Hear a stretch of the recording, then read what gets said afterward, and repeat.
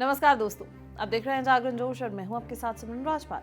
आज हम बात कर रहे हैं एक ऐसे रेवोल्यूशनरी बिल की जो आपकी वर्क लाइफ बैलेंस को पूरी तरीके से बदल सकता है। इसका नाम है राइट टू डिस्कनेक्ट बिल 2025, जिसे नेशनलिस्ट कांग्रेस पार्टी यानी कि एनसीपी की एमपी सुप्रिया सूले द्वारा हाल ही में लोकसभा में दोबारा री इंट्रोड्यूस किया गया है। इस बिल का मुख्य उद्देश्य यानी कि मेन ऑब्जेक्टिव कर्मचारियों को उनके ऑफ ड्यूटी आवर्स में कानूनी शांति देना है। द राइट टू डिस्कनेक्ट सीधे शब्दों में एक कर्मचारी का कानूनी अधिकार है कि वो ऑफिशियल वर्किंग आवर्स के बाहर वर्क रिलेटेड कम्युनिकेशंस जैसे कि कॉल्स, ईमेल्स या मैसेजेस में एंगेज ना हो। इसका लक्ष्य वर्कर्स को एक्सेसिव डिजिटल कनेक्टिविटी से बचाना और एक हेल्दी वर्क लाइफ बैलेंस सुनिश्चित करना है। इस बिल को लाने की मूल वजह यानी कि रूट कॉज है टेली प्रेशर और बर्नआउट की बढ़ती चिंता। जब एम्प्लॉयज काम के बाद भी ऑनलाइन रहने के लिए मजबूर महसूस करते हैं और ऑफलाइन नहीं हो पाते, तो इससे स्ट्रेस, नींद की कमी यानी कि स्लीप डिप्रिविएशन और गंभीर मानसिक स्वास्थ्य यानी कि मेंटल हेल्थ और नकारात्मक असर पड़ता है। रिमोट और हाइब्रिड वर्क कल्चर के चलते पर्सनल और प्रोफेशनल लाइफ के बीच सीमा रेखा यानी कि बाउंड्री बहुत धुंधली हो गई है। ये बिल वर्किंग आवर्स और फ्री आवर्स के बीच एक स्पष्ट यानी कि डिस्टिंक्ट कानूनी लाइन खींचने की कोशिश करता है, ताकि ऑलवेज ऑन वर्क कल्चर का नकारात्मक परिणाम खत्म हो सके। ड्राफ्ट लेजिस्लेशन का सबसे अहम प्रस्ताव ये है कि वर्कर्स को डेजिग्नेटेड वर्किंग आवर्स के बाहर ऑफिशियल कम्युनिकेशन को लीगली रिफ्यूज करने का अधिकार दिया जाए और ऐसा करने पर उन पर किसी भी तरीके की डिसिप्लिनरी एक्शन जैसे कि डिमोशन, डिसमिसल या बेनिफिट्स का नुकसान जैसी सजा नहीं होगी। बिल एम्प्लॉयज वेलफेयर अथॉरिटी स्थापित करने का मैंडेट देता है। ये अथॉरिटी राइट टू डिस्कनेक्ट के इम्प्लीमेंटेशन और मॉनिटरिंग के लिए जिम्मेदार होगा, ताकि नियम सही ढंग से लागू हो सके और वर्कर्स को सुरक्षा मिल सके। बिल एक राष्ट्रीय आधार रेखा अध्ययन यानी कि नेशनल बेसलाइन स्टडी भी मांग करता है।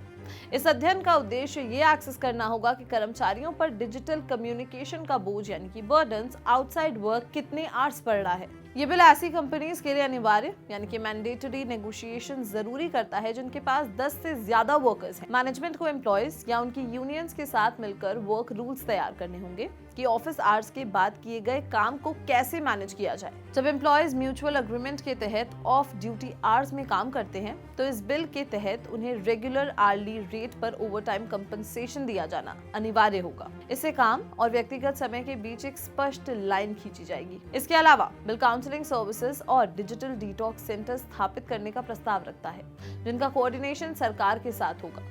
ये सुविधाएं वर्कर्स के मेंटल वेलबींग और स्ट्रेस मैनेजमेंट के लिए बहुत जरूरी होंगी। जो कंपनीज इन नियम और प्रावधानों का उल्लंघन यानी कि वायलेट करेंगी, उन पर सख्त जुर्माना यानी कि पेनाल्टी लगाया जाएगा।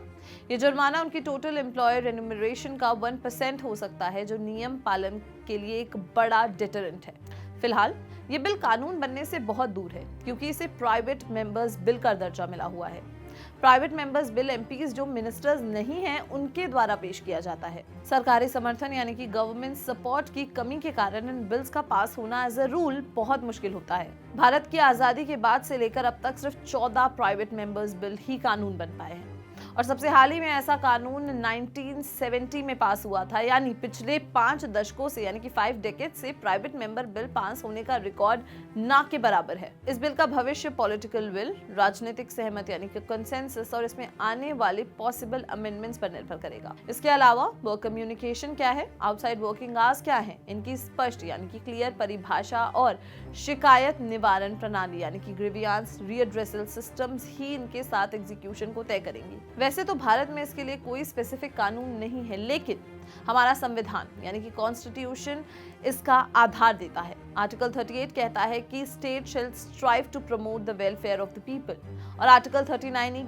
निर्देश देता है कि स्टेट को वर्कर्स की शक्ति और स्वास्थ्य यानी कि स्ट्रेंथ एंड हेल्थ को सुरक्षित रखना चाहिए। फ्रांस इस कानून को लागू करने वाला पायनियर यानी कि अग्रणी देश था, जिसने 2017 में अपने श्रम कोड यानी कि लेबर कोडिंग रिफॉर्म्स के तहत इन्हें कानूनी रूप दिया। वहां 50 से ज्यादा स्टाफ वाली कंपनीज को एम्प्लॉयज के साथ डिजिटल कॉन्टैक्ट पॉलिसीज पर चर्चा करना अनिवार्य है। ऑस्ट्रेलिया ने हाल ही में 2024 में अपने श्रम कानून यानी कि लेबर लॉज की रिव्यू के बाद ये अधिकार दिया है। वहां वर्कर्स को अनरीजनेबल कॉल्स ना लेने का अधिकार है, जिसमें अनरीजनेबलनेस को जॉब रोल, अर्जेंसी और व्यक्तिगत परिस्थितियों के आधार पर देखा जाता है। ऑस्ट्रेलिया के इस कानून के बाद ये देश दुनिया के 2 दर्जन यानी कि 2 डजन से ज्यादा देशों की लिस्ट में शामिल हो गया है जहां ऐसे नियम हैं जिसमें मुख्य रूप से यूरोप और लैटिन अमेरिका शामिल है। बेल्जियम में अधिकार 2022-23 में 20 से ज्यादा वाले वर्कर्स वाली प्राइवेट सेक्टर कंपनीज तक बढ़ाया गया। स्पेन में 2018 से ही ये नियम है कि एम्प्लॉयज को डिजिटल कम्युनिकेशन से डिस्कनेक्ट होने का अधिकार सुनिश्चित करना होगा। इटली ने 2017 में खासकर टेली वर्कर्स के लिए आराम यानी कि रेस्ट और काम के उपकरणों से अलग होने यानी कि अनप्लगिंग के लिए अग्रीमेंट की जरूरत को पहचाना।